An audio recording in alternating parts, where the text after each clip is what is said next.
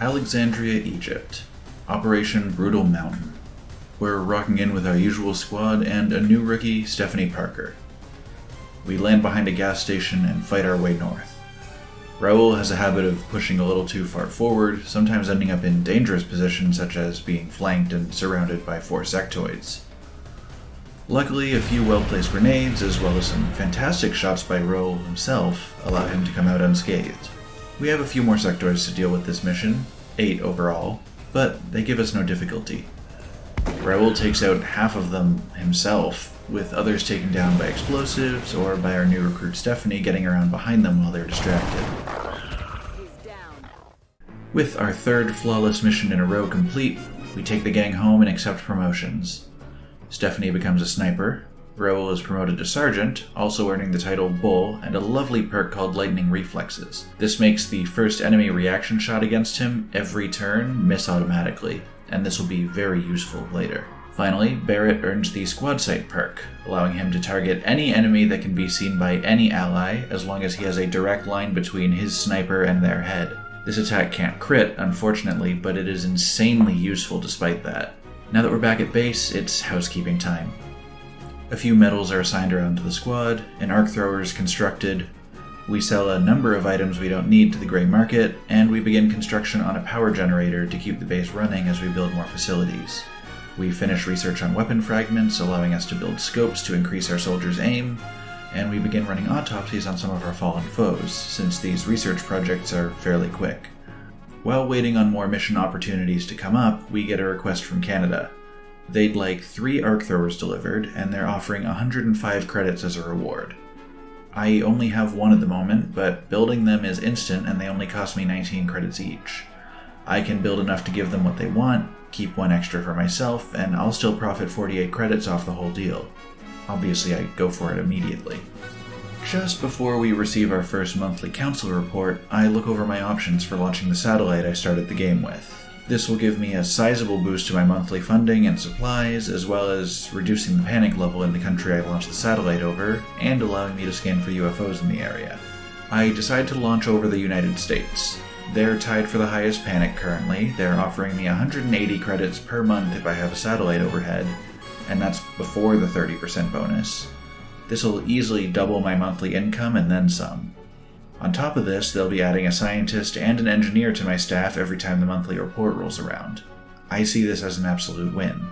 Once we have a satellite overhead, we transfer one of our Ravens to North America to be ready to intercept any UFOs we can detect. Our first monthly report comes in the next day. We've completed quite a few tasks and receive an A grade for our efforts. Almost 600 credits slipped into our pockets, a scientist and 2 engineers added to our staff, and we're ready to go apeshit on these aliens. Our first order of business of the new month is to build a new satellite uplink facility and 2 new satellites.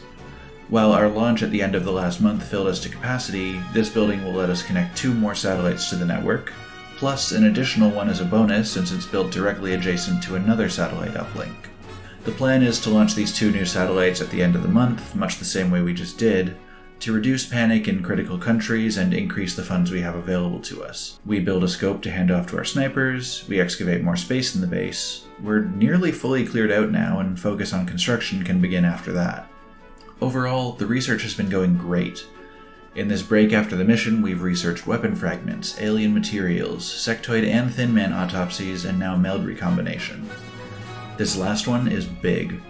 We've just unlocked the ability to genetically or mechanically enhance our soldiers once the proper facilities are built for it. With all of this great work completed, we have another UFO to take down. I think it's about time we had some action.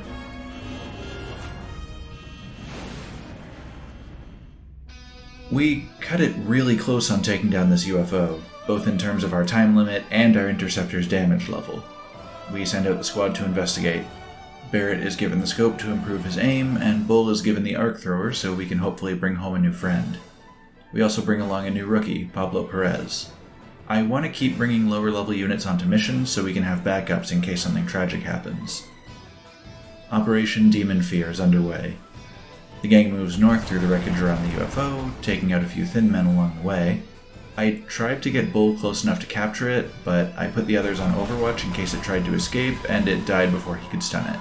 A few new friends, floaters, enter the fray, and the squad takes them out before they can become a problem. We continue moving towards the UFO and the expensive advanced equipment found within. The mission comes to an end with Bull stunning and capturing the UFO's outsider after it deals a few points of damage to our rookie Pablo. Tadashi, now a sergeant, earns the title Buster and learns the suppression perk, allowing him to do a special type of Overwatch that grants him the usual reaction fire against a moving enemy, as well as having a bonus effect of lowering that enemy's aim stat by 30. This could be a life or death difference if we use it wisely. As we're starting to bring home live aliens, we're also bringing home their weaponry. If we can research them, we'll be able to use them soon. We scrape up a few more bucks from the grey market selling sectoid corpses, and we build a thermo generator.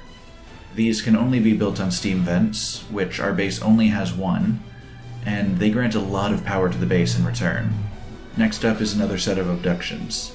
This time we're taking the gang, including new rookie Aaron Ryan, to Argentina for Operation Rotting Moon. We explore the train yard, keeping close to each other when we spot a couple of floaters. We take one out, advancing Bull towards the other in hopes of stunning and capturing it. Unfortunately, it just kept running, so we had to put it down. Soon after, we discover a pair of Seekers, who immediately cloak. We, on the other hand, immediately panic. 2 invisible enemies are around now, we don't know how many more aliens are out here. We keep everyone close together and on Overwatch in order to react to their appearance. Barrett, trying to get a decent vantage point, startles another pair of floaters. Bull takes one out and manages to stun the other in a risky coin flip, securing us another live alien. We take out the few remaining enemies on the level, including the 2 invisible enemies and another pair of sectoids hiding out in a building to the east. We come home with a few injuries, but overall everyone intact. Though, rewatching the recording, I realized that we very nearly killed Whiskey at the end of it all. If I hadn't made her heal those 2 hit points earlier, she would have been a goner for sure. Promotions all around. Whiskey increases the effectiveness of her smoke grenades, doubling the bonus to defense when they're used. Bull gets the rapid fire perk, which lets him shoot 2 times at an enemy in one turn, but with a 15 aim penalty for each shot. Buster gets the heat ammo perk, giving him an extra 50% damage against robotic units, which, again, will be very helpful later. And finally, Barrett, having earned the title of Demon, gets the Damn Good Ground perk, giving him 10 additional aim and 10 additional defense against any enemy at a lower elevation. With the 200 credits we just earned from this mission, we excavate a little more space in the base, as well as purchasing the Rapid Recovery perk from the Officer Training School, which will have the time to recover from any future injuries and let our soldiers get back into the fight that much faster. Since Whiskey's injury is a pre-existing condition, our insurance doesn't cover it, and she still has to wait the 13 days, but this perk will start doing good work for us soon. I'm tempted to research beam weapons, but that'll take 10 days. I'm going to interrogate the floater instead, which only takes 4 days and will allow us to progress further in the story. I already have a live outsider shard, which would be the next step, but I can't research it until I've interrogated a proper alien and they've given us the hint on how to unlock its secrets. As this interrogation begins, we receive a special mission from the Council. A French military convoy has been attacked, and we're being sent out to investigate. If you watched my old attempt at XCOM Enemy Within, you may recognize this mission premise. You may also remember that I found a survivor on this mission, and very promptly made that title inaccurate. This is my chance to redeem myself. I can fix the timeline. I will fix the timeline. But that's a task for next episode. We've already done a lot today. Thanks for joining me again. I hope you had fun. If you did, please consider liking the video, and if you want to see more, consider subscribing. There's more coming every Wednesday until we win the war or die trying. See you next time.